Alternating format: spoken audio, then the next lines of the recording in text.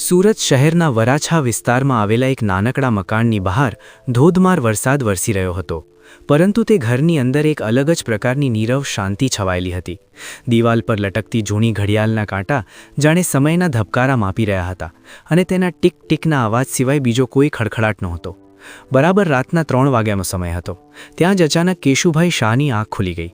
તેમને કેમ કરીને ઊંઘ ના આવી, કારણ કે કોઈકવાર માણસને આવનારી આફતનો અણસાર ઘણા સમય પહેલાં જ આવી જતો હોય છે, જેને આપણે સામાન્ય ભાષામાં છઠ્ઠી ઇન્દ્રિય પણ કહી શકીએ. કેશુભાઈએ તરત જ પડખું ફેરવીને જોયું તો બાજુમાં તેમના પત્ની હંસાબેન ગાઢ ઊંઘમાં હતા.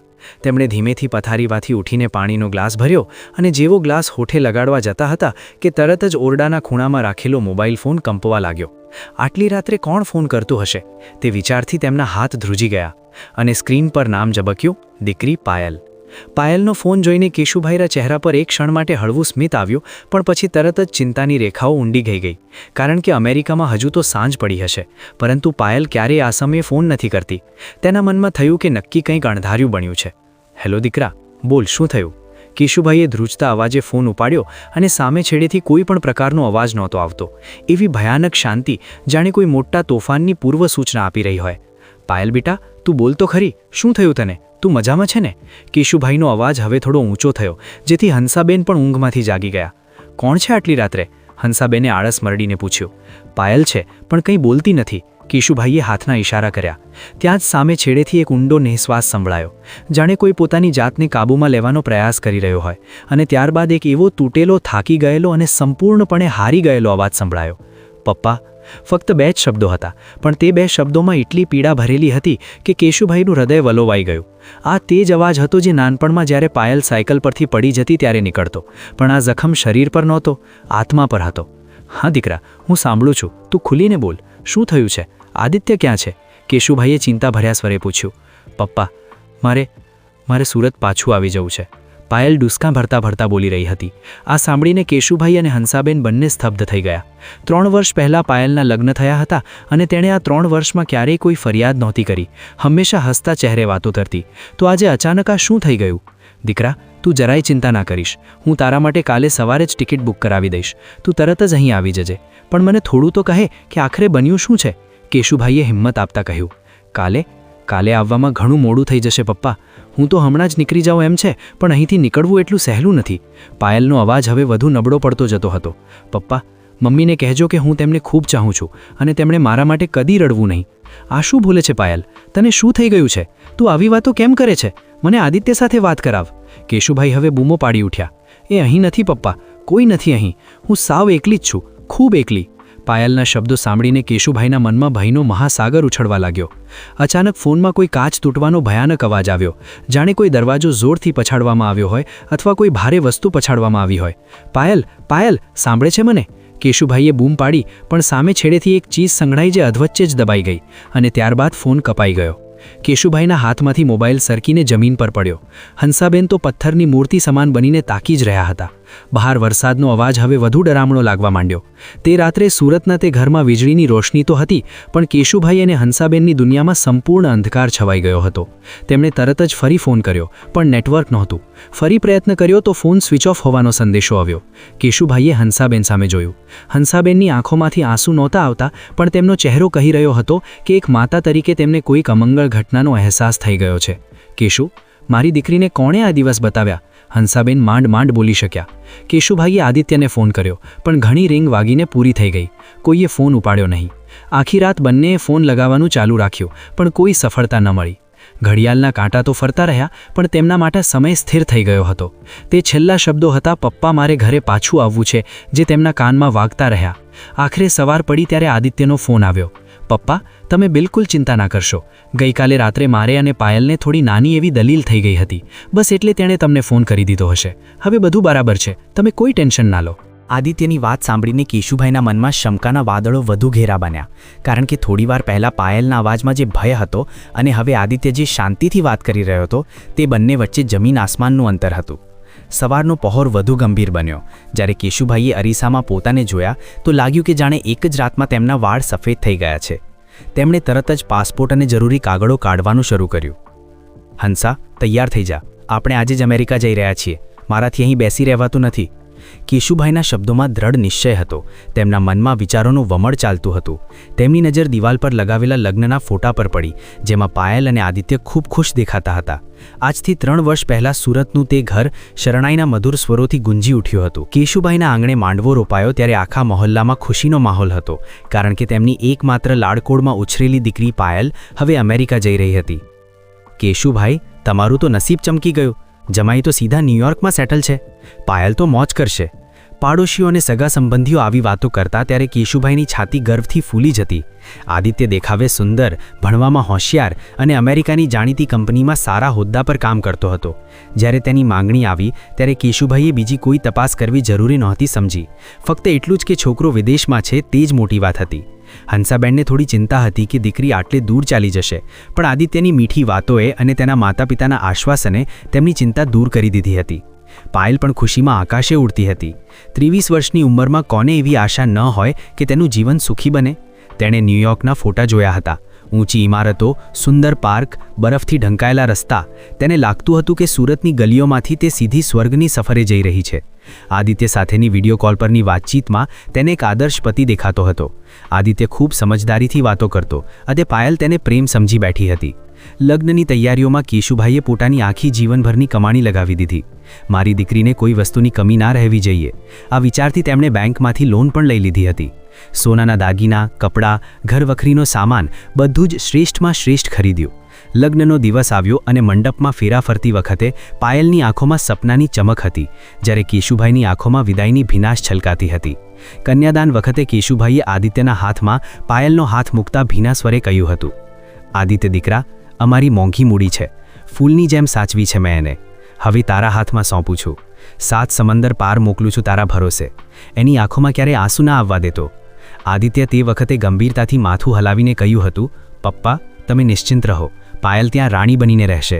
તે સમયે કોણ જાણતું હતું કે આ વચનો કાચની જેમ તૂટવાના છે? વિદાય વખતે આખું ફળિયું ભીની આંખે જોઈ રહ્યું હતું. હંસાબેન તો પાયલને વળગીને જ રડ્યા કરતા હતા.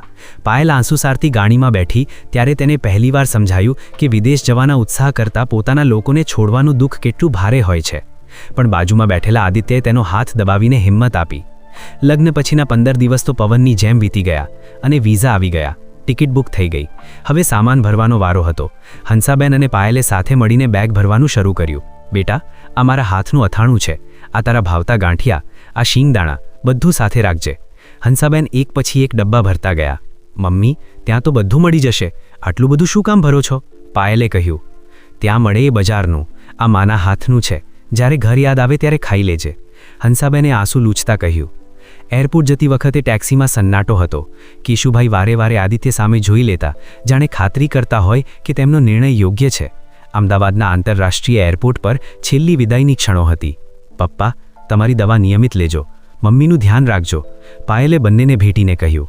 બેટા, પહોંચીને તરત ફોન કરજે અને કોઈ તકલીફ હોય તો તરત જ કહેજે. કેશુભાઈએ આશીર્વાદ આપતા કહ્યું.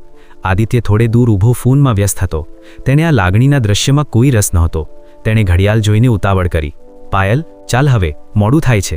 પાયલે છેલ્લી વાર પાછું વળીને જોયું. એરપોર્ટની કાચની દિવાલ પેલે પાર તેના વૃદ્ધ માતા પિતા હાથ હલાવી રહ્યા હતા. એ દૃશ્ય તેની આંખોમાં કાયમ માટે કોતરાઈ ગયું. તે જાણતી નહોતી કે આ છેલ્લી વાર છે કે જ્યારે તે તેના પિતાને આટલા સ્વસ્થ જોઈ રહી છે. પ્લેન હવામાં ઉડ્યું અને ભારતની ધરતી નીચે છૂટી ગઈ. પાયલે બારી બહાર જોતા વિચાર્યું કે હવે તે એક નવી દુનિયામાં જઈ રહી છે. આદિત્યની દુનિયામાં. લગભગ 15 કલાકની મુસાફરી બાદ જ્યારે ન્યૂયોર્કના એરપોર્ટ પર ઉતર્યા ત્યારે ત્યાંની ઠંડી હવાએ તેને અંદર સુધી ધ્રુજાવી દીધી. બધું જ અત્યંત સાફ સુથરું, વ્યવસ્થિત અને શાંત હતું. સુરતના ઘોંઘાટથી એકદમ જુદું. આદિત્ય તેને ટેક્સીમાં તેના એપાર્ટમેન્ટમાં લઈ ગયો. રસ્તામાં ઊંચી ઇમારતો જોઈને પાયલ દંગ રહી ગઈ. તેણે મનમાં વિચાર્યું કે પપ્પા સાચા છે. આ તો સાચી જ સપનાની દુનિયા છે. પણ જ્યારે તેઓ એપાર્ટમેન્ટમાં પહોંચ્યા ત્યારે વાસ્તવિકતાનો પહેલો ધક્કો લાગ્યો. તે કોઈ ભવ્ય બંગલો નહોતો. એક જૂની ઇમારતના ભોંયરામાં આવેલું નાનકડો એક જ ઓરડી રસોડું ઘર હતું. અંદર અંધારું હતું અને ભીનાશની ગંધ આવતી હતી. આ આપણું ઘર છે? પાયલના મોંથી નીકળી ગયું. આદિત્યએ બેગ પછાડતા કહ્યું, હા, અમેરિકામાં શરૂઆત આવી જ હોય. અહીં ડોલરમાં ભાડું ચૂકવવું પડે છે, રૂપિયામાં નહીં. હમણાં એડજસ્ટ કરી લેવું પડશે. આદિત્યનો અવાજ બદલાયેલો હતો. સુરતમાં બધાને પગે લાગતો વિનય આદિત્ય અહીં ગાયબ હતો. તેની જગ્યાએ એક કડક અને અવિવેકી માણસ હતો. પાયલ ચૂપ થઈ ગઈ. તેણે મનમાં વિચાર્યું કે કદાચ મુસાફરીનો થાક હશે. તેણે તરત જ મોબાઈલ કાઢીને પપ્પાને વિડીયો કોલ કર્યો. ભારતમાં રાત હતી, પણ કેશુભાઈ અને હંસાબેન ફોનની રાહ જોતા જ હતા. પપ્પા, અમે પહોંચી ગયા. પાયલે ખુશ દેખાવાનો પ્રયત્ન કર્યો. કેવું છે બેટા ત્યાં? ઘર ગમ્યું? કેશુભાઈએ આતુરતાથી પૂછ્યું. પાયલે આજુબાજુ જોયું. દિવાલો પરથી ઉતરતો પ્લાસ્ટર, નાનકડી રસોડાની જગ્યા, વેરવિખેર પડેલો સામાન. પણ તેણે કેમેરો માત્ર પોતાના ચહેરા પર રાખીને હસતા હસતા પહેલું જૂઠું બોલી. હા પપ્પા, બહુ સરસ છે, એકદમ સુંદર. તમે જરાય ચિંતા ના કરતા, હું ખૂબ ખુશ છું. તે રાત્રે પાયલ અજાણ્યા દેશમાં અજાણ્યા ઘરના પલંગ પર સૂતી હતી ત્યારે તેનાથી રડ્યા વગર ના રહેવાયું. પણ તેણે આદિત્યને કંઈ ન કહ્યું. આ તો શરૂઆત હતી. હજી તો બરફની ચાદર નીચે દબાયેલું સત્ય બહાર આવવાનું બાકી હતું. ન્યૂયોર્કમાં શિયાળો પૂરજોશમાં હતો. બહાર તાપમાન માઇનસમાં જતું હતું. ઝાડ પર, મકાનોની છત પર અને રસ્તાઓ પર બરફની સફેદ ચાદર પથાયેલી હતી. જોવામાં આ દ્રશ્ય કોઈ પેઇન્ટિંગ જેવું સુંદર લાગતું હતું, પણ પાયલ માટે આ બરફ સુંદરતા નહીં, પણ એક યાતના બની ગયો હતો. લગ્નને 6 મહિના વીતી ગયા હતા અને આ સમયગાળામાં પાયલનું જીવન સુરતની લાડકી દીકરીમાંથી ન્યૂયોર્કની એક મજૂર બની ગયું હતું. સવારના 5 વાગે એલાર્મ વાગતું. પાયલ ધ્રુજતા હાથે એલાર્મ બંધ કરતી, જેથી બાજુમાં સૂતેલા આદિત્યની ઊંઘ ના બગડે. કારણ કે આદિત્યની ઊંઘ બગડે તો આખો દિવસ તેના માટે નર્ક બની જતો. તે ધીમેથી રજાઈ ખસેડીને ઊભી થતી. ઓરડામાં હીટર ચાલુ હતું તો પણ તેને અંદર સુધી ઠંડી લાગતી. કદાચ આ ઠંડી હવાની નહીં, પણ તેના એકલી પડી ગયેલા મનની હતી. પાયલ હવે 2 જગ્યાએ કામ કરતી હતી. સવારે 6 થી 2 સુધી એક કેફેમાં અને ત્યાંથી સીધી સાંજે 4 થી 10 સુધી એક વેરહાઉસમાં પેકિંગનું કામ. ભારતમાં જે છોકરીએ ક્યારે પોતાના હાથે ચા પણ મળતી બનાવી, તે આજે પારકા દેશમાં અજાણ્યા લોકોના ખાલી થયેલા કપ સાફ કરતી હતી.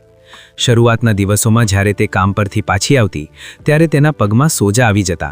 તે બાથરૂમમાં જઈને શાવર નીચે બેસીને કલાકો સુધી રડતી, જેથી તેના રુદનનો અવાજ બહાર ન જાય. પણ શારીરિક થાક તો તે સહન કરી લેતી. સૌથી વધારે પીડા આદિત્યના વર્તનથી થતી હતી. આદિત્ય જે શરૂઆતમાં થોડો ચીડિયો લાગતો હતો, તે હવે એકદમ બદલાઈ ગયો હતો. તેનો સાચો ચહેરો ધીમે ધીમે ખુલતો ગયો. તે ઘણો શંકાશીલ અને પૈસાનો લોભી નીકળ્યો. એક દિવસ પાયલ પોતાના પહેલા પગારનો ચેક લઈને ઘરે આવી. તેણે વિચાર્યું કે આજે આદિત્ય ખુશ થશે અને તે આમાંથી થોડા પૈસા બચાવીને પપ્પા માટે કંઈ સરસ લેશે. જેવી તે ઘરમાં દાખલ થઈ, આદિત્યએ તેના હાથમાંથી ચેક ઝડપથી ખેંચી લીધો. લાવ અહીં. આદિત્યએ ચેક જોઈને ગણતરી કરી. આદિત્ય, આ મારો પહેલો પગાર છે. મારી ઈચ્છા હતી કે... પાયલને પૂરું બોલતા રોકીને આદિત્યએ કડક અવાજે કહ્યું, તારી ઈચ્છા? તને ખબર છે તને અહીં બોલાવવા મેં કેટલો ખર્ચ કર્યો છે? તારા વિઝા, ટિકિટ, અહીં રહેવાનું, ખાવા પીવાનું, આ બધું મફત મળ્યું છે? આજથી તારો પગાર મારા એકાઉન્ટમાં જમા થશે. ઘર ચલાવવું છે, કોઈ દાન નથી કરવાનું. પાયલ સ્તબ્ધ થઈ ગઈ. પણ પપ્પાને? તારા પિતાનું નામ લઈશ તો યાદ રાખજે. આદિત્યનો અવાજ વધુ ઊંચો થયો. તેમણે જે કંગાલ કરિયાવો આપ્યો છે એમાં તો મારું પેટ્રોલ પણ નથી નીકળતું. ચૂપચાપ કામ કર અને પૈસા લાવ. અહીં રહેવું છે તો કમાવવું પડશે. તે રાત્રે પાયલ સમજી ગઈ કે તે પત્ની તરીકે નહીં, પણ એક કમાવું મશીન તરીકે અહીં આવી છે. દિવસો આવી જ રીતે વીતતા રહ્યા. પાયલનું જીવન કામ અને ઘર વચ્ચે પીસાતું રહ્યું. સોશિયલ મીડિયા પર તેની જિંદગી એકદમ જુદી હતી. ફેસબુક પર દર અઠવાડિયે નવા ફોટા આવતા, ક્યારેક ટાઈમ સ્ક્વેરના તો ક્યારેક બ્રુકલિન બ્રિજના. ફોટામાં પાયલ અને આદિત્ય ખૂબ ખુશ દેખાતા. આ ફોટા જોઈને સુરતમાં સગા સંબંધીઓ ઈર્ષ્યા કરતા અને કેશુભાઈ અને હંસાબેન રાજી થઈ જતા. પણ એ ફોટા પાછળનું સત્ય કોઈ જાણતું નહોતું. ફોટા માટે જ્યારે આદિત્ય પાયલના ખભા પર હાથ મૂકતો ત્યારે તે સ્પર્શમાં પ્રેમ નહોતો, માત્ર દબાણ હતું. જેવો કેમેરો બંધ થતો, આદિત્યનો હાથ હટી જતો અને ચહેરા પરનું સ્મિત પણ ગાયબ થઈ જતું. ચાલ હવે, બહુ નાટક થઈ ગયું, મોડું થાય છે, તે રૂક્ષ અવાજે કહેતો. પણ પાયલ આ ફોટા નીચે આવતી કોમેન્ટ્સ વાંચીને અંદરથી તૂટી જતી. એક દિવસ અમેરિકામાં બ્લેક ફ્રાઇડે હતો. પાયલનો શિયાળુ કોટ સાવ પાતળો થઈ ગયો હતો. ઠંડીમાં તેને ધ્રુજારી આવતી હતી. તેણે થોડી હિંમત કરીને આદિત્યને કહ્યું, આદિત્ય, મારો કોટ બહુ જૂનો થઈ ગયો છે. આ ઠંડીમાં કામ નથી આવતો. સેલ છે તો એક નવો કોટ લઈ લઈએ? આદિત્ય ટીવી જોઈ રહ્યો હતો. તેણે એવી નજરે જોયું જાણે પાયલે કંઈ અશક્ય માંગ્યું હોય. તને ખબર છે કોટ કેટલો મોંઘો મળે છે? $150. અને હજી તો તું ઇન્ડિયાથી લાવી હતી. એ ઇન્ડિયાનો કોટ અહીંની ઠંડીમાં ચાલતો નથી. પાયલે નમ્રતાથી કહ્યું, તો સ્વેટર અંદર પહેરી લે. ફાલતુ ખર્ચા કરવાની આદત નાખવાની નથી. પૈસા ઝાડ પર ઉગતા નથી. અને આજે ઓવરટાઈમ છે તારે, તો હવે નીકળી જા. પાયલ ચૂપચાપ એ જ પાતળા કોટમાં -20 ડિગ્રીમાં બસ સ્ટોપ પર ઊભી રહી. બર્ફીલા પવન જ્યારે તેના શરીરને વીંધી રહ્યા હતા ત્યારે તેને વિચાર આવ્યો કે આ ઠંડી કરતાં તો ભારતનો તડકો કેટલો સારો હતો, જ્યાં પરસેવો વળતો પણ આવી લાચારી નહોતી. રવિવારે જ્યારે વિડિયો કોલનો સમય આવતો ત્યારે પાયલ પહેલાં બાથરૂમમાં જઈને તૈયાર થતી, આંખોમાં સુરમું લગાવતી, જેથી તેના થાકેલા ચહેરાની ઝાંઈ દેખાઈ ન જાય. વાહ, મારી દીકરી તો રોજ નવી લાગે છે. સ્ક્રીન પર કેશુભાઈનો ચહેરો જોઈને પાયલનું હૈયું ભરાઈ આવતું. પપ્પા, તમે દવા લીધી? પાયલ પૂછતી. હા દીકરા, તું તારું ધ્યાન રાખજે, જોજે ખૂબ કામ ના કરતી. આદિત્ય છે ને ધ્યાન રાખનાર, હંસાબેન વચ્ચે બોલતા. આદિત્ય પાછળથી આવીને બોલતો, મમ્મી તમે નિશ્ચિંત રહો, અહીં તો હું પાયલને કામ જ નથી કરવા દેતો, રાણીની જેમ રાખી છે. આ સાંભળીને પાયલની મુઠ્ઠીઓ વળી જતી. તેની ઈચ્છા થતી કે બૂમ પાડીને કહે કે પપ્પા આ જૂઠું બોલે છે, મને અહીંથી લઈ જાઓ. પણ તે કંઈ બોલી શકતી નહોતી, કારણ કે આદિત્યે ધમકી આપી હતી, જો ઘરની વાત બહાર ગઈ તો તારા પિતાને હાર્ટ એટેક આવશે અને તારા વિઝા મારા હાથમાં છે. હું ઈચ્છું ત્યારે તને ડિપોર્ટ કરાવી શકું છું, પછી સુરતમાં મોઢું બતાવવા જેવું પણ નહીં રહે. સમાજની બીક, માતા પિતાની પ્રતિષ્ઠા અને પોતાની લાચારીએ પાયલના હોઠ સીવી દીધા હતા. તે હવે એક જીવતી લાશ બની ગઈ હતી. ઘર અને કામ સિવાય તેની દુનિયા સંકોચાઈને આટલી જ રહી ગઈ હતી. એક દિવસ તેને ખબર પડી કે આદિત્યનું કોઈ બીજી સ્ત્રી સાથે અફેર છે. તેણે આદિત્યના ફોનમાં મેસેજ જોયા હતા. જ્યારે તેણે પૂછ્યું તો આદિત્યે તેને એટલો માર માર્યો કે પાયલ 2 દિવસ સુધી પથારીમાંથી ઊભી ન થઈ શકી. તારો હક માત્ર ઘરના કામ પર છે, મારી અંગત જિંદગી પર નહીં. હું જે કરું તે મારી મરજી, આદિત્યે ધમકી આપતા કહ્યું. તે દિવસે પાયલ અરીસામાં પોતાનો ચહેરો જોઈ રહી હતી. કપાળ પર ઉઝરડો હતો. તેણે મેકઅપથી તે ઢાંકી દીધો, પણ મન પર પડેલા ઉઝરડા કોણ ઢાંકી શકે? બરફની ચાદર નીચે ન્યૂયોર્ક ઢંકાયેલું હતું જ, પણ એનાથી પણ ઘાટી ચાદર પાયલના સત્ય પર પથરાઈ ગઈ હતી. તે જાણતી હતી કે આ સોનેરી પાંજરામાંથી બહાર નીકળવાનો કોઈ રસ્તો નથી, પણ દરેક સહનશક્તિની એક મર્યાદા હોય છે, અને તે મર્યાદા હવે નજીક આવી રહી હતી. રવિવાર એ દિવસ હતો જ્યારે કેશુભાઈ અને હંસાબેન સવારથી પાયલના ફોનની રાહ જોતા હતા. સુરતમાં સાંજના 7 વાગ્યા હતા. તેમને ટીવી બંધ કરીને ફોન પાસે ગોઠવાઈ ગયા હતા. આ અઠવાડિયાની એકમાત્ર એવી પળ હતી જ્યારે તેઓ પોતાની દીકરીને જોઈ શકતા હતા. બીજી બાજુ ન્યૂયોર્કમાં સવાર હતી. પાયલ બાથરૂમના અરીસા સામે ઊભી હતી. તે મેકઅપ કરી રહી હતી, પણ આ તૈયારી કોઈ પાર્ટી માટે નહોતી. આ તૈયારી હતી પોતાના જ માતા પિતાને હું ખુશ છું એવું સાબિત કરવા માટે. તેણે કાળજીપૂર્વક મેકઅપથી ઉઝરડા ઢાંક્યા, હોઠ પર સ્મિત લાવવાનો પ્રયાસ કર્યો. અરીસામાં દેખાતી પાયલ તેને પૂછતી હતી, તને થાક નથી લાગતો આ નાટકથી? જલ્દી કર, મારે બહાર જવું છે, તારા પિતાનો ફોન પતાવી દે. બહારથી આદિત્યનો કર્કશ અવાજ આવ્યો. પાયલના શરીરમાં કંપારી છૂટી ગઈ. તેણે ઊંડો શ્વાસ લીધો અને ફોન હાથમાં લીધો. કોલ લાગ્યો. જય શ્રી કૃષ્ણ પપ્પા, જય શ્રી કૃષ્ણ મમ્મી, પાયલે ઉત્સાહથી કહ્યું. જય શ્રી કૃષ્ણ દીકરા, કેમ છે? સ્ક્રીન પર કેશુભાઈનો ચહેરો જોઈને પાયલનું મન વ્યાકુળ થઈ ગયું, પણ તેણે આંસુ રોકી લીધા. હું મજામાં છું પપ્પા, જુઓ આજે તમે મોકલેલા ઘૂઘરા ખાધા. દીકરા, તું ઘણી પાતળી થઈ ગઈ છે, ગાલ સાવ ખાલી થઈ ગયા છે, તને ભૂખ નથી લાગતી? હંસાબેને ચિંતાથી પૂછ્યું. માતાની નજરથી કંઈ છુપાઈ શકતું નહોતું. પાયલ થોડી ગભરાઈ ગઈ. ના રે મમ્મી, એ તો અહીં બધા જ સ્લિમ દેખાવા માંગે છે. હું ડાયટ કરું છું અને કસરત કરું છું એટલે વજન ઓછું થયું છે, બાકી હું બરાબર છું. આ જૂઠ્ઠાણું હતું, કારણ કે પાયલ દિવસમાં ભાગ્યે જ એક વખત ખાતી હતી. વાતો ચાલતી હતી ત્યાં અચાનક પાયલે હાથ ઊંચો કરવા વાળ સરખા કર્યા. તેના કાંડા પર લાલ નિશાન હતા. આદિત્યએ કાલે તેનો હાથ મરોડ્યો હતો. સ્લીવ સહેજ સરકી ગઈ અને ઉઝરડો કેમેરામાં દેખાઈ ગયો. કેશુભાઈએ તરત જોઈ લીધું. પાયલ, હાથમાં શું છે? તેમણે તરત પૂછ્યું. પાયલ ગભરાઈ ગઈ. તેણે ઝડપથી હાથ નીચે લીધો અને સ્લીવ ખેંચી લીધી. તેનું હૃદય ધબકારા મારી રહ્યું હતું. આદિત્ય પાસેના રૂમમાં હતો. જો તેને ખબર પડી કે પપ્પાને શંકા ગઈ છે તો આજે રાત તેના માટે મુશ્કેલ બનશે. કંઈ નથી પપ્પા, એ તો કાલે ઓવનમાંથી ગરમ વાસણ કાઢતી હતી તો સહેજ દાજી ગઈ, બીજું કંઈ નથી. પાયલે હસીને વાત ટાળવાનો પ્રયત્ન કર્યો. દાજવાથી આવા ડાઘ ન પડે દીકરા, આ તો જુદા જ લાગે છે. કેશુભાઈનો અવાજ ગંભીર બન્યો. આદિત્ય ક્યાં છે? તેની સાથે વાત કરાવ. પાયલનો શ્વાસ અટકી ગયો. તેણે જોયું કે આદિત્ય દરવાજા પાસે ઊભો ડોળા કાઢી રહ્યો હતો. પપ્પા, આદિત્ય તો હમણાં જ બહાર ગયો છે, ફોન ઘરે જ રહી ગયો છે. આવશે એટલે વાત કરાવીશ. તો તું મને સાચું કહે, તું ખુશ છે કે નહીં? તને કોઈ તકલીફ છે? કેશુભાઈએ સીધો સવાલ કર્યો, તે સવાલ જેનો જવાબ પાયલ આપી શકતી નહોતી. એક ક્ષણનો સન્નાટો છવાઈ ગયો. સુરત અને ન્યૂયોર્ક વચ્ચે હજારો માઇલનું અંતર હતું, પણ તે મૌન બંને છેડે સંભળાઈ રહ્યું હતું. પાયલની ઈચ્છા થઈ કે સ્ક્રીન તોડીને પપ્પાના ખોળામાં માથું મૂકી દે અને કહે કે મને અહીંથી લઈ જાઓ. પણ સામે આદિત્યનો ક્રૂર ચહેરો હતો. અરે પપ્પા, તમે પણ નાના બાળકો જેવી વાતો કરો છો. પાયલ જોરથી હસી પડી, પણ તે હાસ્યમાં કોઈ ઉમળકો નહોતો. હું અહીં બહુ ખુશ છું. આદિત્ય મારું ખૂબ ધ્યાન રાખે છે. તમે જરાય ચિંતા ના કરશો. સારું દીકરા, પોતાનું ધ્યાન રાખજે. કેશુભાઈએ નિઃશ્વાસ નાખ્યો. તેમનું મન માનતું નહોતું. ફોન કપાયો અને સ્ક્રીન કાળી થઈ ગઈ. સુરતના ઘરમાં કેશુભાઈ ફોન લઈને ખાલી ખાલી જોઈ રહ્યા. શું થયું? આમ કેમ બેસી ગયા? હંસાબેને પૂછ્યું. હંસા, મને લાગે છે પાયલ કંઈક છુપાવે છે. તેના હોઠ હસતા હતા, પણ આંખોમાં ડર હતો. અને પેલો ડાઘ, એ દાજવાનો નહોતો. મારું મન કહે છે મારી દીકરી મુશ્કેલીમાં છે.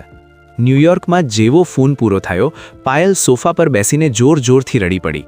આદિત્ય રૂમમાંથી બહાર આવ્યો અને તેણે પાયલને લાત મારી. સરસ નાટક કર્યું, પણ હાથ બતાવવાની શું જરૂર હતી? બધાને ખબર પાડવી છે? જો હવે આવું થયું તો ફોન પણ બંધ થઈ જશે. ઊભી થા અને જમવાનું બનાવ. પાયલ લથડતે પગે ઊભી થઈ. ન્યૂયોર્કના આકાશમાં કાળા વાદળો છવાયેલા હતા. રાતના 12 વાગ્યા હતા અને આદિત્ય હજી ઘરે આવ્યો નહોતો. લગભગ 1 વાગે દરવાજો ખુલ્યો અને આદિત્ય નશામાં લથડતો અંદર આવ્યો. તેના શ્વાસમાં દારૂની દુર્ગંધ આવતી હતી. જમવાનું ગરમ કરું? પાયલે ધીમેથી પૂછ્યું. બેસ નીચે. આદિત્યએ બૂમ પાડી. આજે હું બહાર જમ્યો છું, જેસિકા સાથે. આ નામ સાંભળીને પાયલના પગ તળેની જમીન સરકી ગઈ. આદિત્ય, આપણે પતિ પત્ની છીએ. પાયલની આંખો ભીની થઈ ગઈ. આદિત્ય જોરથી હસ્યો. પતિ પત્ની? તને તો હું અહીં એટલા માટે લાવ્યો છું કે અમેરિકામાં નોકરાણી ખૂબ મોંઘી પડે છે. તું મફતમાં કામ કરે છે અને ડોલર પણ કમાઈને લાવે છે. પાયલ સ્તબ્ધ થઈ ગઈ. તો મારા પિતાનો વિશ્વાસ, તેમની મૂડી? આ સાંભળીને આદિત્યએ પાયલને જોરથી ધક્કો માર્યો. તે ટેબલ સાથે અથડાઈ અને કાચનો ગ્લાસ તૂટીને તેના હાથમાં વાગ્યો. તારા પિતાની મૂડી? તે ભિખારી માણસે શું આપ્યું છે મને? અને સાંભળ, મેં જેસિકાને વચન આપ્યું છે કે હું તને છોડી દઈશ. કાલે સવારે તું અહીંથી નીકળી જજે. તારા વિઝા કેન્સલ કરાવવાની પ્રક્રિયા શરૂ કરી દીધી છે. પોલીસ તને પકડીને ઇન્ડિયા મોકલી દેશે અને તારા પિતાની ઇજ્જત આખા શહેરમાં ખતમ થઈ જશે. પાયલ તૂટી પડી. જો તે પાછી જશે તો પપ્પા જીવી શકશે નહીં. આદિત્ય બેડરૂમમાં ગયો અને દરવાજો પછાડ્યો. લિવિંગ રૂમમાં હવે સ્મશાન જેવી શાંતિ હતી. પાયલ ધીમેથી ઊભી થઈ. તેના મગજમાં વિચારોનું ઘમસાણ ચાલતું હતું. તેણે ધ્રુજતા હાથે મોબાઈલ ઉપાડ્યો અને પપ્પાનો નંબર દબાવ્યો. હેલો દીકરા. કેશુભાઈનો અવાજ સંભળાયો. બસ આ અવાજ સાંભળીને પાયલના આંસુઓનો બંધ તૂટી ગયો. પપ્પા, મારે ઘરે પાછું આવવું છે.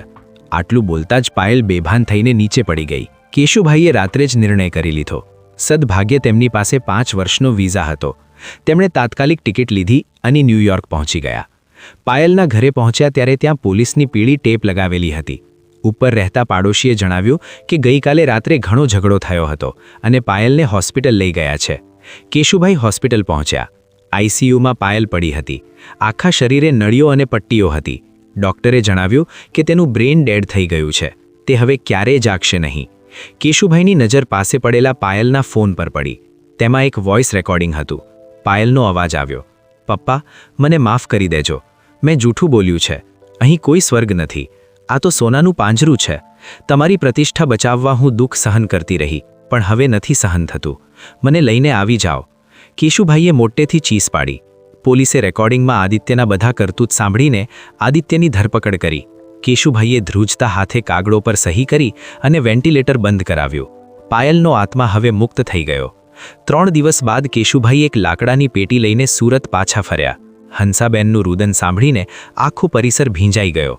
જે દીકરી લાલ ચુંદડી પહેરીને ગઈ હતી તે આજે સફેદ કફનમાં પાછી આવી હતી.